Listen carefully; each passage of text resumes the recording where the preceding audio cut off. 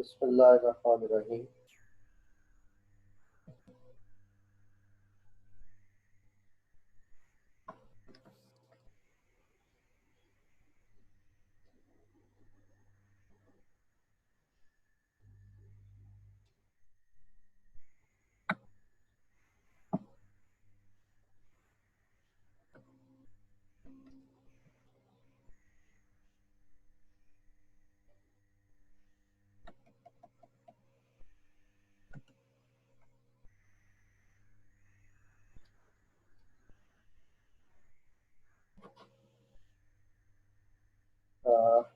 बात आज हम करेंगे जी मोल से।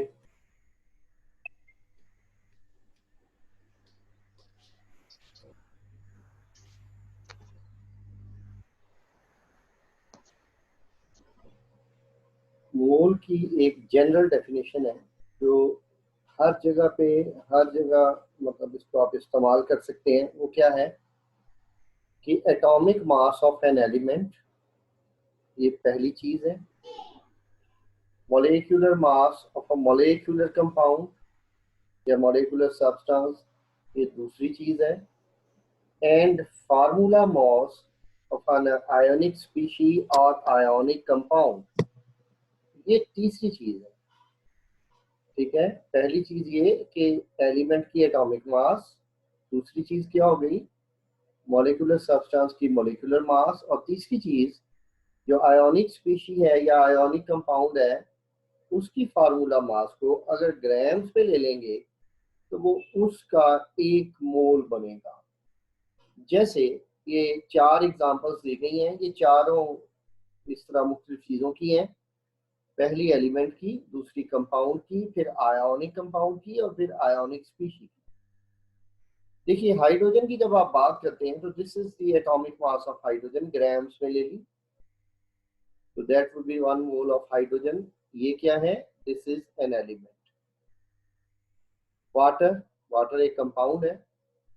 वाटर की मोलर मास होती है 18, you know, that is H2O 2 plus 16, so that comes out to be 18, so that is 1 mole of water।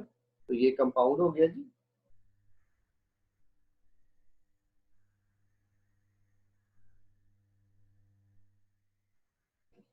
इसके बाद बेटे 58.5 grams of NaCl। what NaCl is, this is basically an ionic compound। ठीक है, तो इसका इतने ग्राम लेंगे तो वो 1 मोल बनेगा।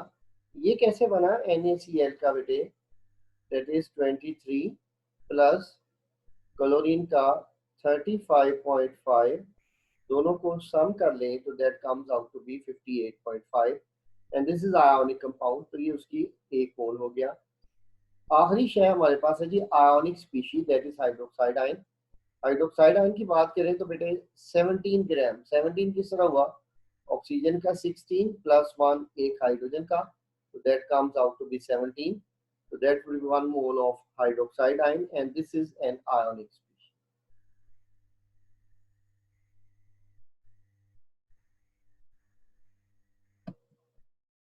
जी बेटा, बात को आगे बढ़ाते हैं मोल में। तो मोल फिर कैलकुलेट कैसे करते हैं, जनरली जब मोल की बात करते हैं आप तो याद रखिए जो भी शय है उसको ग्रामों में ले लें और उसको डिवाइड कर दें मोलर मास में। अब मोलर मास चार चीजों को कवर कर रही है।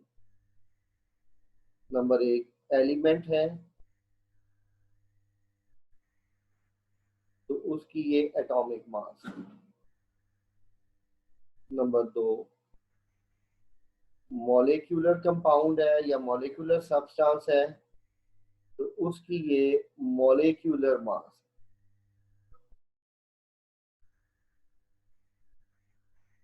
अगर आयोनिक कंपाउंड है तो बेटा उसकी फार्मूला मास होती है। ठीक है, और चौथी चीज क्या है अभी हमने की, दैट इज आयोनिक स्पीशी।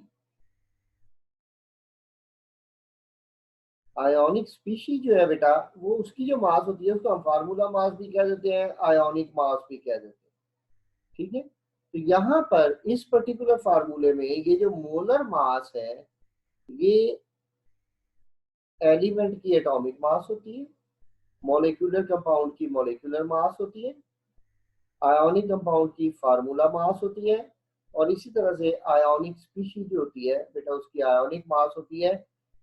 और एक जनरल फार्मूला भी डिवाइस किया गया है, किसी शय के मोल निकालने हो एन से रिप्रेजेंट किए जाते हैं, स्मॉल एम उसकी मास है और कैपिटल एम उसकी मोलर मास है, आप उसको डिवाइड करें। जी बेटा, अब क्योंकि चार चीजें होंगी, अब वो चार चीजें कौन कौन सी होगी बेटा जरा तवज्जो कीजिए। The one is element, the other is molecular substance और molecular compound, the third is ionic compound and the fourth is ionic species. तो बिल्कुल इन्हीं की बुनियाद पे हमारे पास बेटा चार तरह के मोल हम डिफाइन करें। ठीक है, पहले हमने जनरल एक मोल डिफाइन किया, ठीक है, तो इसके बाद अब हम ये चार मोल किस तरह से डिफाइन करेंगे। बेटा atomic mass of an element, अगर आप एलिमेंट की बात कर रहे हैं तो उसकी एटॉमिक मास को ग्रामों में ले लें।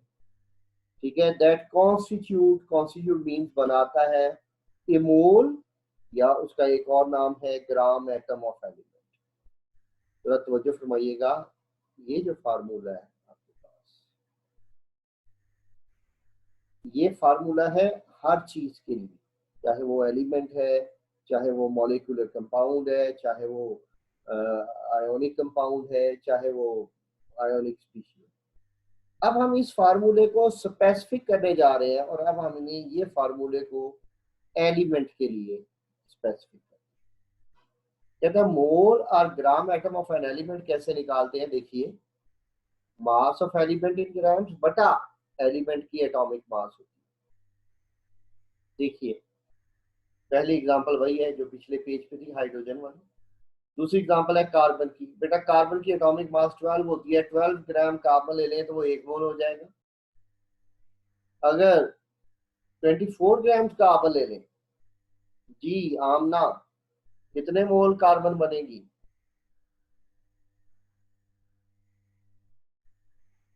सर 24 ग्राम्स तो 2 मोल कार्बन। 2 मोल कार्बन, जबरदस्त जी। मन्नान बेटे अगर 60 ग्राम कार्बन ले लें, 5 मोल। भाई कैसे निकाल रहे हैं, सिंपली आप ये वाला फार्मूला यूज कर रहे हैं, आप 60 ऊपर रख रहे हैं, 12 नीचे रख रहे हैं, that comes out to be 5 mole. Okay, चलिए बात को आगे लेके चलते हैं। आज हमारे साथ एक और साहब है लाहौर से, शकील अजहर साहब के बरखुरदार। बेटे जरा अपना माइक ऑन कीजिएगा।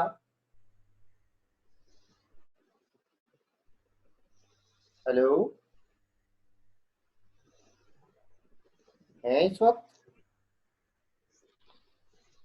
बेटे आपका नाम क्या है?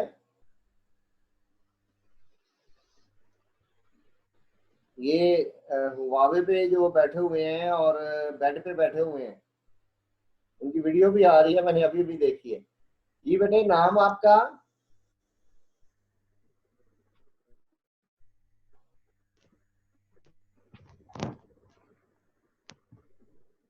हेलो,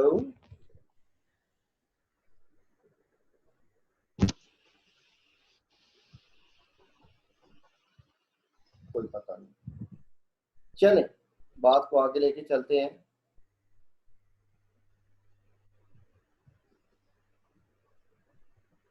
हम बात कर रहे थे मैग्नीशियम की। नेक्स्ट बेटे मैग्नीशियम की मोलर मास है 24.3। अगर 24.3 ग्राम मैग्नीशियम लेंगे तो दैट विल बी 1 मोल। इससे यूरेनियम 238 बेटे उसकी मोलर मास होती है। 238 ग्राम्स ऑफ यूरेनियम अगर आप ले लेंगे तो that will be the 1 mole of uranium. अच्छा, यहाँ से एक बात सामने आई कि कार्बन के जो 12 ग्राम है उसके अंदर भी एटम उतने ही होते हैं जितने मैग्नीशियम के 24.3 ग्राम्स में होते हैं। तो आप कह सकते हैं कि मैग्नीशियम का एक एटम तकरीबन दुगना हैवी है देन कार्बन। ठीक है जी, चले बेटे आगे बात को बढ़ाते हैं। ये एलिमेंट की बात हो गई। एलिमेंट के बाद जो हम बात करेंगे मोल की, तो वो हम बात करेंगे कंपाउंड की या मॉलिक्यूलर सब्सटेंस की, मोल और gram molecule of a molecular substance. ठीक है, ये जरा तवज्जो फरमाइएगा। कहता है molecular mass of a molecular substance. देखिए, water is a molecular substance, carbon dioxide is a molecular substance, sulfuric acid is molecular substance, glucose is a molecular substance, and Mannan's favorite sucrose, चीनी आ गई जी, that's also a molecular substance। ठीक है, अगर हम इसको ग्रामों में ले लेंगे तो that will be a mole, gram molecule कह लें या ग्राम मोल कह दें of a molecular substance। अब देखिए वही फार्मूला की नेचर वही रहेगी, n मोल्स और इधर मास ओवर मोलर मास।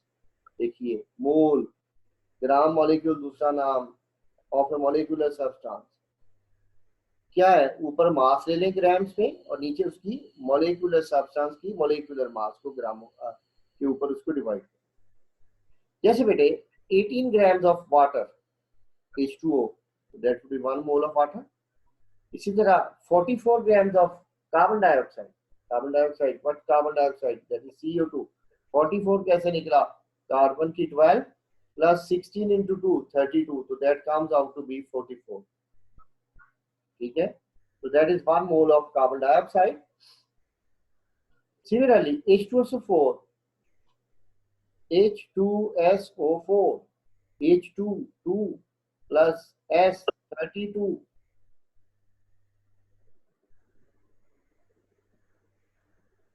plus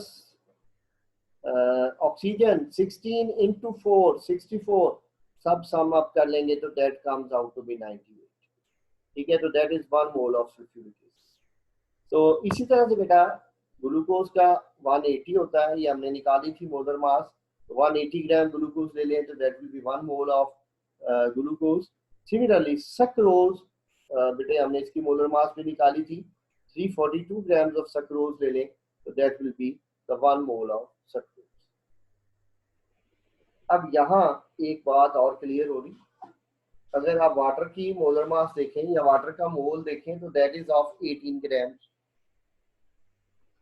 और अगर आप ग्लूकोज का मोल देखें तो दैट इज 180 ग्राम। ये 18 है, ये 180 है, 10 टाइम्स। तो इसीलिए कहा जाता है कि जो मॉलिक्यूल ऑफ ग्लूकोज है is 10 times heavier than that of water। ठीक हो गया जी बेटे, बात को आगे लेके चलते हैं।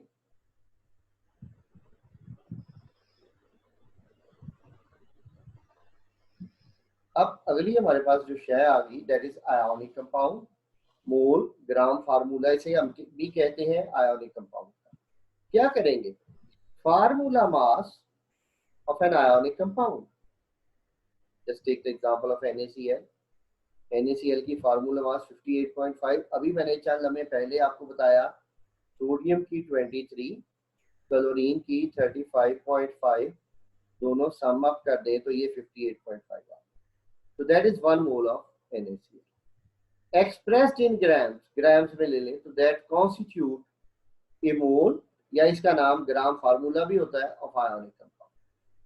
देखिए ये फार्मूला फिर वही है, गौर कीजिए इससे, ये जो है साइन ऑफ इक्वालिटी, इसकी लेफ्ट साइड पे n है, नंबर ऑफ मोल्स है, राइट साइड में ऊपर मास है और नीचे मोलर मास है। अब mass of ionic compound in grams divided by ionic compound की जो मास होती है उसको हम फार्मूला मास भी कहते हैं। ठीक है, तो ये फार्मूला भी बेसिकली यही फार्मूला है जो पेरेंट फार्मूला जो हमने जनरल मोल में कर लिया। बेटा Na2CO3 सोडियम कार्बोनेट, सोडियम 2 मोल है, 2 moles of sodium that is 23 into 2 हो जाएगा, तो that would be 46 plus carbon 12 plus O3 16 into 3 48, सबको सम अप कर लें तो ये 106। Similarly, oh my god, blunderest mistake, इसको करेक्ट करना है। ये 170 होता है, ठीक है, ये मैं ठीक कर दूंगा। ये अपने पास अगर आपने कॉपी रखी हुई है तो इसको ठीक कर लीजिएगा। ये 170 होता है। इसमें 170 किस तरह से, सिल्वर का 108 प्लस नाइट्रोजन का 14 प्लस बेटे O3 16 इंटू 3 48। जब आप सबको सम करेंगे that comes out to be 170, ठीक है जी। तो 170 ग्राम्स ऑफ सिल्वर नाइट्रेट ये एक मोल। बेटा मोल की आखिरी चीज दैट इज आयोनिक स्पीशीज। ये बेटे एनी क्वेश्चन नहीं। चलिए, आयोनिक स्पीशी का जो मोल होता है उसका दूसरा नाम ग्राम आयन, चाहे आप उसे मोल कह लें चाहे आप उसे ग्राम आयन कह लें। अब यहाँ क्या किया जा रहा है, उसकी आयोनिक मास कहलाती है किसी भी आयन एक्सप्रेस कर दें ग्राम्स में, वो उसका एक मोल हो जाएगा, ठीक है। अगेन देखिए फिर वही formula, n is equal to small m over capital M। ये क्या है जी, n दैट इज मोल और gram ion of ionic species. यहाँ क्या है, mass in grams of ionic species, और बटा उसकी जो मास होती है मोलर मास, उसको आयोनिक मास। चार चीजें इसमें अलग-अलग डिस्क्राइब्ड है, हमने चारों को देखा जी।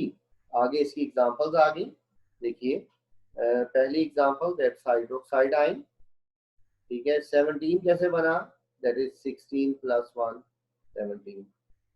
60 कार्बोनेट कैसे बना, 12 plus 16 into 3 that is 48, so that comes out।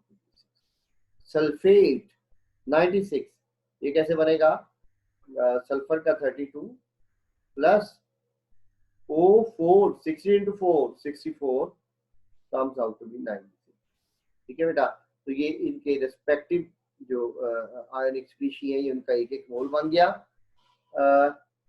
इसके साथ ही बेटा एक एग्जांपल है, that is example 6 in your book. कहता है कैलकुलेट ग्राम एटम्स, दो चीजों में, एक 0.1 ग्राम है सोडियम और दूसरा 0.1 किलोग्राम है ऑफ सिलिकॉन। बेटा फार्मूला वही है, n is equal to small m over capital M। देखिए हमारे पास ये क्या है, ग्राम्स में मास, तो दिस इज ये वाला सेक्शन आ गया। एटॉमिक मास ऑफ सोडियम इसकी जगह रख दें 0.1 over 23 and this is your answer. कितने मोल जनाब वो आपके पास सोडियम के। दूसरी जो बात उसने की है, दूसरी बात बेटा उसने की है सिलिकॉन की। सिलिकॉन की बात उसने क्या की है, उसने दिया हमें मास ऑफ सिलिकॉन कितनी है जी, 0.1 kg। क्या करेंगे, इसके हमने कन्वर्ट करने हैं, अल्लाह भला करे, केजी को ग्राम्स में, तो वो 1000 से मल्टीप्लाई करते हैं, it comes out to be 100 gram. तो एटॉमिक मास ऑफ सिलिकॉन आज याद कर लें 28। सोडियम की कितनी थी जी, 23। अच्छा एक बात बेटे आज आपके लिए नहीं है, सारे बच्चे ध्यान में रख लें, जैसे जैसे आप केमिस्ट्री में आगे बढ़ते चले जाएंगे तो जो एलिमेंट आ जाए, जैसे आज सोडियम और सिलिकॉन आ गया, तो इसकी एटॉमिक मास आपको पता होनी चाहिए। अब आइंदा अगर कभी आपको सिलिकॉन आ जाए तो आपकी फिंगर टिप्स होनी चाहिए जी इसकी 28 होगी, ठीक है जी। नेक्स्ट पेज पे चलते हैं बेटा।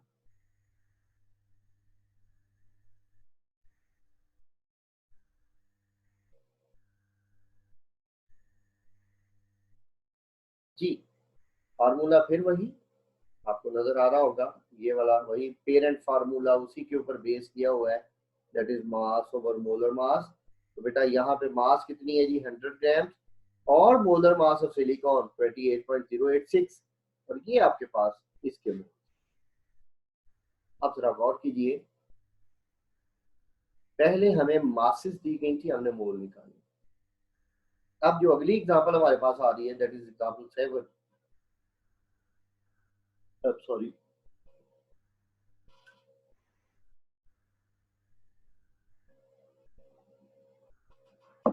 एग्जाम्पल 7 में क्या है बेटा, हमें मोल दिए गए मैग्नीशियम सल्फेट के। क्वेश्चन पढ़िए, कैलकुलेट द मास, मास निकालनी है, इतने मोल दिए किसके, मैग्नीशियम सल्फेट। ये डेटा आ गया। डेटा बेटे मैं अपने जितने भी न्यूमेरिकल मैं करता हूँ, मेरी कोशिश होती है मैं उसको ब्लू कलर में लिखूं। This is your data. तो मोल कैसे निकालते हैं जी, किसी भी शय के, मैंने जनरल फार्मूला लिखा है जो हमने सबसे पहले यूज किया था, सबसे पहले वाला फार्मूला, ठीक है, वो हर एक के ऊपर अप्लाई हो सकता है, किसी भी जगह पे आप ये फार्मूला लिख सकते हैं। तो ये बेटा इसकी मैथमेटिकल फॉर्म निकालनी क्या बेटे, मास। ये चीज अगर निकालनी है तो इसको ले जाके इसके साथ मल्टीप्लाई कर दें, तो दिस यूजेबल फार्मूला बेटा। अब इसमें हमें मोलर मास चाहिए, किसकी, मैग्नीशियम सल्फेट। तो या मोलर मास उसकी कैलकुलेट कर लेते हैं, 24.3। आज मैग्नीशियम की एटॉमिक मास भी आ गई पहले दिन, दैट इज 24.3। सल्फर की भी 32 और ऑक्सीजन की 16 इंटू 4, क्योंकि एटम उसके 4 है। सब सारा टोटल करेंगे तो ये हो जाएगी 120.3। तो बेटा 120.3 को जब हम मोल से, यानी ये n, ठीक है जी, और ये कैपिटल M, ये मल्टीप्लाई करें, दिस इज योर, ठीक हो गया जी।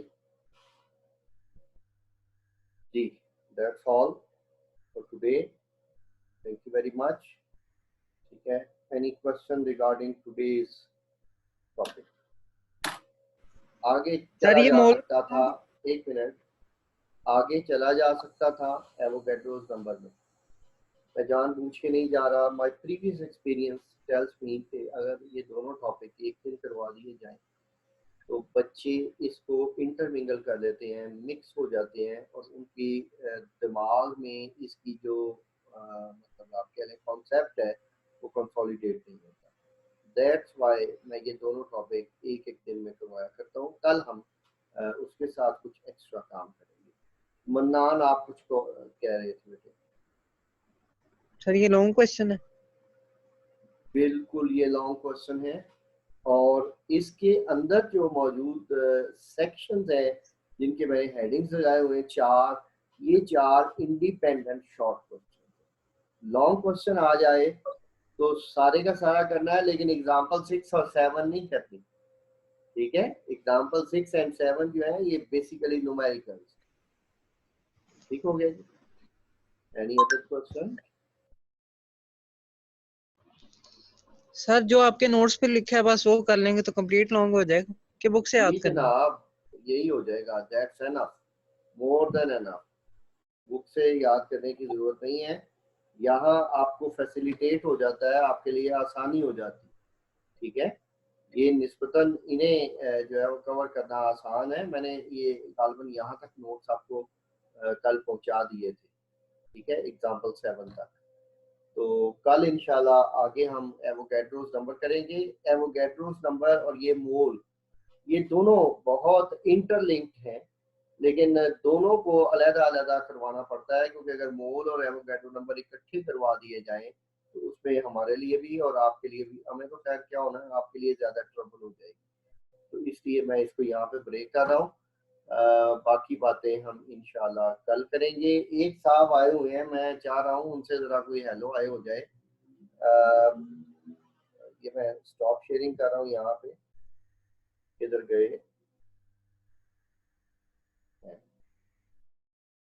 नहीं,